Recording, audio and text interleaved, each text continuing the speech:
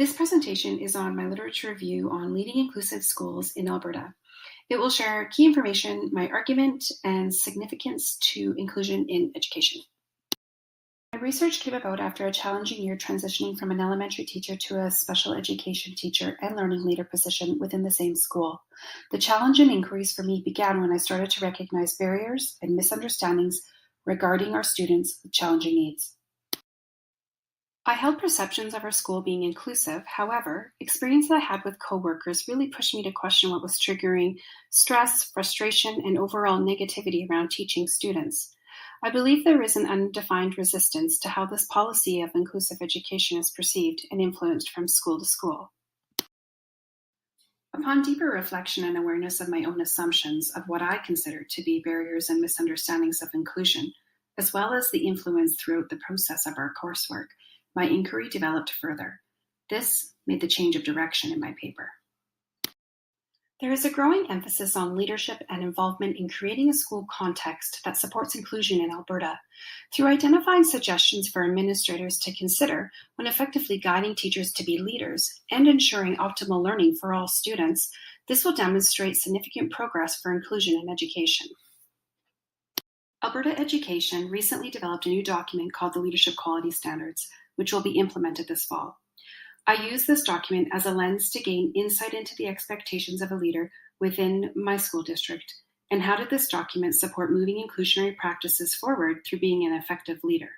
This article will demonstrate that the LQS can guide effective leadership, which will support the sustainability of inclusive learning environments. I argue that administrators play a key role in establishing and supporting inclusive education in their schools. As well, I aim to provide suggestions for leaders to consider when guiding and leading teachers to provide an optimal learning for all students. In reviewing studies in effective leadership and inclusive schools, it revealed three main themes: the barriers to teachers' practice, policy for inclusive education, and administrative leadership. The LQS proved impactful in identifying its future role in supporting inclusive ed, yet poses unanswered questions to its implementation and overall impact. Literature shows perplexities and misunderstandings about inclusion. Initiatives as the Action on Inclusion, promoted in 2010 and then removed the following year without a clear replacement, left people wondering where inclusion stands in Alberta. Alberta Education had created visionary principles for inclusive ed that are thoughtfully interwoven into the new Alberta Quality Standards. Research proves the important roles that policy, support, and leadership have in guiding the success of an inclusive system in a setting as complex as a school. Alberta Education's direction is the goal of an inclusive education system is to provide all students with the most appropriate learning environments and opportunities for them to best achieve their potential. The literature indicates that some leaders struggle with implementation and have identified barriers which persist in many schools. These barriers included negative attitudes, lack of training or knowledge in inclusionary delivery of curriculum, limited resources, limited collaboration, and communication. Administrative leadership has been typically overlooked in most studies on inclusion. Studies indicate that the action a principal takes in establishing a shared vision, promoting collaboration, providing or encouraging formal and informal professional development, and as well as acknowledging and addressing challenges in the school, are needed to support the education and well-being of all students.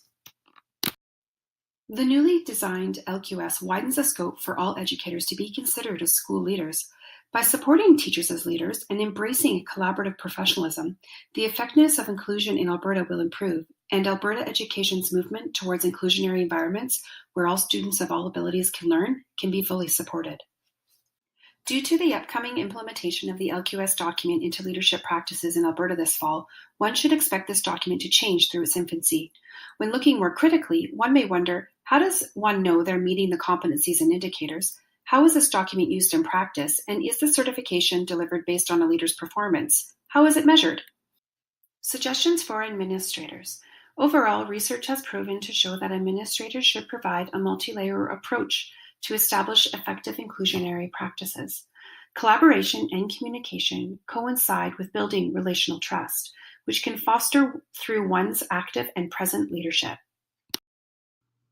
Further suggestions include detailing the meaning, common language, and understanding behind the definition of inclusive education, as it is detrimental to the shared vision contextualized by staff.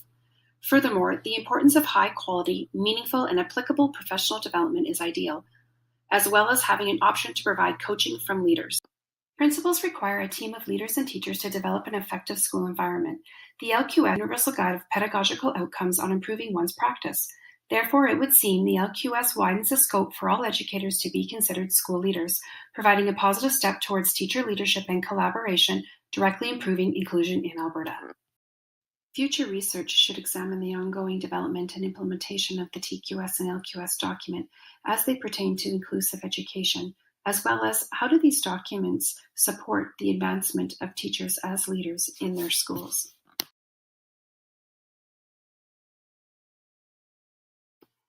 I encourage you to reflect on your experiences and consider, as a leader, how can I make a change in my practice to better my influence and support on inclusion in my school?